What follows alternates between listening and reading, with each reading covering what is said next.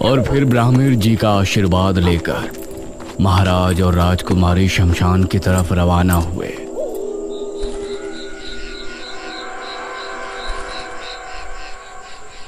अभी दमयंती नहीं आई है, हमें सावधानी से छिपकर सब कार्य करना होगा।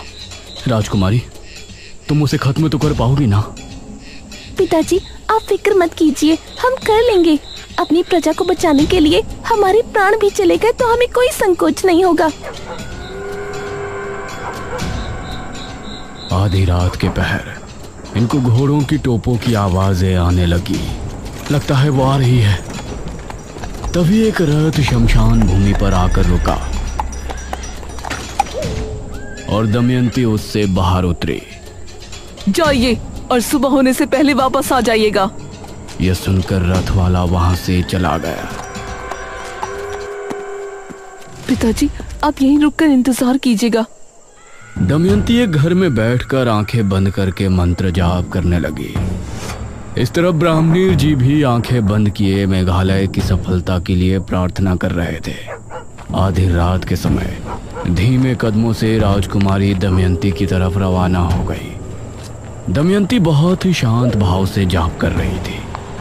राजकुमारी ने उसके पास जाकर मन में वो मंत्र पढ़ा जो ब्राह्मणी जी ने उसे बताया था, लेकिन दमयंती की शक्तियों की वजह से उसने राजकुमारी के मन की आवाज सुन ली और उसने आंखें खोली। तू यहाँ क्या कर रही है? यह देखकर राजकुमारी हैरान रह गई, लेकिन इससे पहले दमयंती कुछ करती, राजकुमारी ने दमयंती के ऊपर वार कर दिया। दमयंती की चीख ऐसी थी कि वो पूरे राज्य में गूंज गई। लोगों के घरों में रखे बर्तन भी जमीन पर आ गिरे।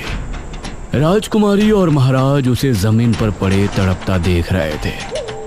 तभी दमयंती एकदम शांत हो गई। उधर महल में बंद दमयंती का पुजारी बुरी तरह चीख पुकार करने लगा। महारानी दमयंती! वो बहुत गुस्से में था, लेकिन वो महल के अंदर बंधित था, इसीलिए वो बाहर नहीं आ सकता था। अगली सुबह राज्य के किले में जश्न मनाया गया। राजकुमारी की जय हो! राजकुमारी की जय हो! राजकुमारी, हम सभी आपके बहुत बहुत आभारी हैं। हमारा जीवन धन्य है कि हमें आपके जैसी वीर और बुद्धिमती राजकुमारी मिली, जिसने अपनी जान पर खेलकर हम सभी को दमयंती के श्राप से मुक्ति दिलाई। आप सभी से हमारी सिर्फ एक प्रार्थना है, हमारे पिता से जो गलती हुई उसके लिए उन्हें माफ कर दें। प्रजा राजकुमारी से बहुत खुश थी। उन्होंने उसकी बात को फौरन स्वीकार कर लिया। ब्राह्मण जी, दमयंती को किस जगह कैद किया गया है? राजकुमारी, दमयंती को राज्य की एक गुफा के अंदर कैद किया गया है। वो वहाँ से वापस तो नहीं आने वाली ना? नहीं राजकुमारी, लेकिन अगर आप उस गुफा के अंदर पहुंची तो वो जरूर जा सकती है, क्योंकि उस पर रोक आपकी वजह से लगी है। अब आपको उससे दूर ही रहना होगा। भला हम वहाँ क्यों जाएंगे? हम तो खुद उसको एक बुरे सपने की तरह भूल जाना चाहते हैं। हमारी प्रार्थना है कि अब राज्य में सब कुशल मंगल होगा। अब सभी राज्यवासी बहुत खुश थे, लेकिन वो भूल गए थे कि अभी निशिर मोलो से वो आजाद नहीं है। जब शनिवार की रात आई और गांव में अजीब सा शोर गूंजा,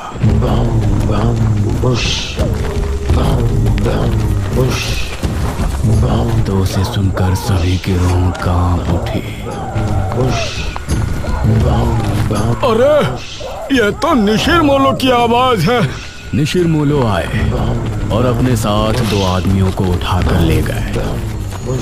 अगली सुबह फिर से सभा बैठाई गई। ब्राह्मणीर जी, हम निशिर मोलो से कैसे छुटकारा पा सकते हैं? इनके विषय में तो हमने सोचा ही नहीं। महाराज, हमें यह कहते हुए बहुत दुख हो रहा है, लेकिन निशिर मोलो को रोकना दमयंती से भी ज्यादा मुश्किल कार्य है। हमें बताइए, हम अवश्य करेंगे। निशिर मोलो महाराज को एक दुष्ट राजा मानते हैं, यह सुनकर राजकुमारी के चेहरे पर परेशानी के भाव भर आए। हम उनसे बात करेंगे। निशिर-मोलो के गुनहगार हम हैं, तो उनसे प्रजा को मुक्त कराना भी हमारा कर्तव्य है। नहीं पिताश्री, वो आपको देखते ही मार देंगे। ये कार्य हमें करने दीजिए आप। ठीक है पुत्री, लेकिन आप करेंगे क्या? ये सुनकर राजकुमारी के माथे पर सलवटें उभर आई। अगले शनिवार सभी लोग अपने अपने घरों में बंद थे। रात के समय वही आवाज गांव में गूंजने लगी।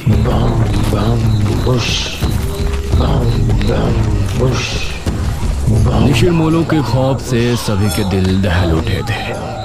वो कंधे पर ताबूत उठाए राज्य में घूम रहे थे अपने नए शिकार की तलाश में। उन्होंने देखा कि सामने राजकुमारी खड़ी है और वो तेजी से उसकी तरफ बढ़ने लगे। वो उसके करीब पहुंचने ही वाले थे। हम है राजकुमारी मेघालय और हम अपने पिता की क्रूरता से बहुत शर्मिंदा हैं। यह सुनते ही निशिर-मोलो रुक गए और उनकी निगाहें राजकुमारी पर जम गई। हम नहीं चाहते कि हमारे पिताश्री की गलती की सजा पूरी प्रजा भुगते। हम आपसे वादा करते हैं कि महाराज का मृत शरीर हम खुद आपको लाकर देंगे। यह सुनकर निशिर-मोलो की आंखें तेज लाल होकर चमकने लगी।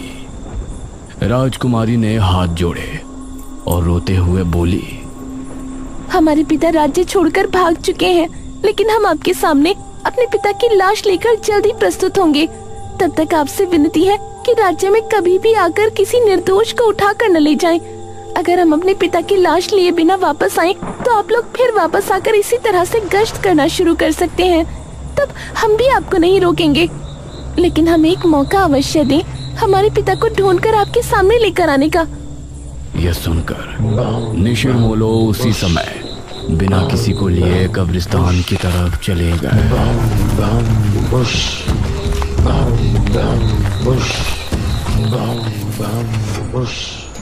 अगली सुबह सभी लोग महाराज और राजकुमारी के सामने प्रस्तुत थे। राजकुमारी, आपने उनसे ये क्यों कहा कि हम राज्य छोड़कर जा चुके हैं?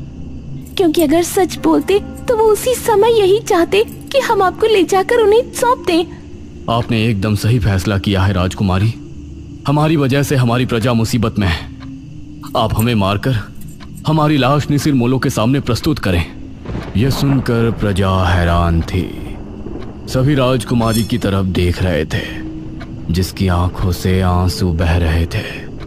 हमने जो भी किया अपनी प्रजा के लिए किया, लेकिन हम अपने पिता को अपने हाथों से मारे और उनकी लाश को निशिर-मोलो को समर्पित करें, ये हम नहीं कर पाएंगे। अगर ऐसा नहीं किया तो वो फिर से आएंगे। नहीं पिताजी, हम और आप आज ही राज्य छोड़ देंगे और अलग अलग दिशाओं में निकल जाएंगे। इससे निशिर-मोलो कभी भी यहाँ वापस नहीं आएंगे, क्योंकि हमने उनसे वादा किया है कि जब हम यहाँ कदम रखें तभी आप राज्य में फिर से आना। और अगर उस समय हम अपने पिता की लाश आपको समर्पित ना करें, तो आप फिर से उसी तरह भ्रमण शुरू कर देना। राजकुमारी की बात सुनकर सभी की आंखों से आंसू बह निकले।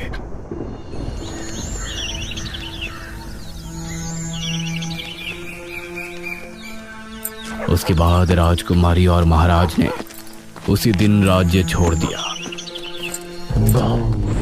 और फिर निशिर-मोलो कभी नजर नहीं आए। इतना पढ़ने के बाद ये तांत्रिक महाराज ने पुराण बंद कर दिया। इस पुराण के हिसाब से तो जब राजकुमारी राज्य में वापस आएंगी तभी निशिर-मोलो वापस आएंगे, लेकिन अब 400 साल बाद वो क्यों लौटे हैं? क्या राजकुमारी गांव में वापस आ गई है? अगर वो आई है तो है कहाँ? ये तुम कैसी बातें कर रहे हो? भला 400 साल बाद राजकुमारी वापस कैसे आ सकती है? यही तो समझ नहीं आ रहा है कि निशिर-मोलो आए हैं तो कैसे? क्या वजह है उनके वापस आने की? इसमें आगे की कहानी नहीं लिखी। महाराज और राजकुमारी का बाद में क्या हुआ? नहीं पुत्री, पुराण समाप्त हो गया। मेघना की उत्सुकता देखकर इशिता को बहुत हैरानी हो रही थी। इतना सब कुछ जानने के बाद भी वही सवाल सबके सामने था कि निशिर-मोलो वापस क्यों आए।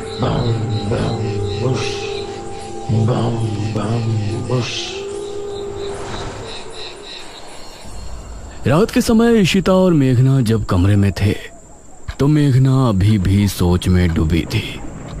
मेघना, तेरा क्या चल रहा है यार? तू क्यों इतना गहराई में जा रही है? तभी अनुज भी कमरे में आ गया। सच में अब तो मुझे भी सब कुछ बहुत अजीब लगने लगा है।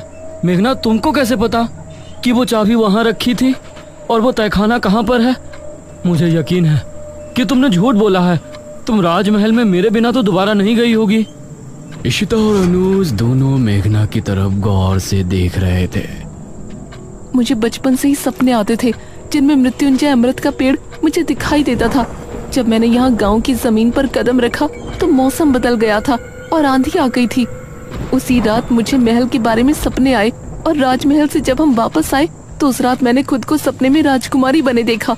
उसी सपने में मैंने खुद को तहखाने में जाते देखा और जब मैं महल पहुंची तो वो चाबी और तहखाना वहीं थे।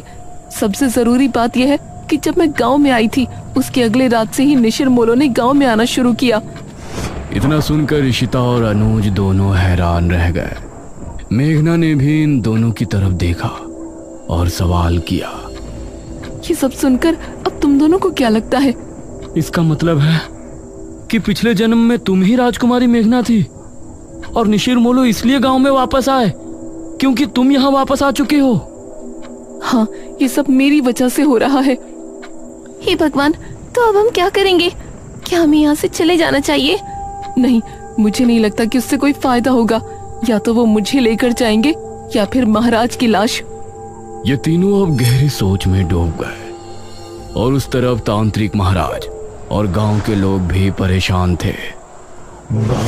इस कहानी में आगे क्या होगा? मेघना किस तरह से निशिर मोलो से गांव को आजाद कराएगी? ये जानने के लिए इस कहानी का अगला और आखिरी भाग जरूर देखें।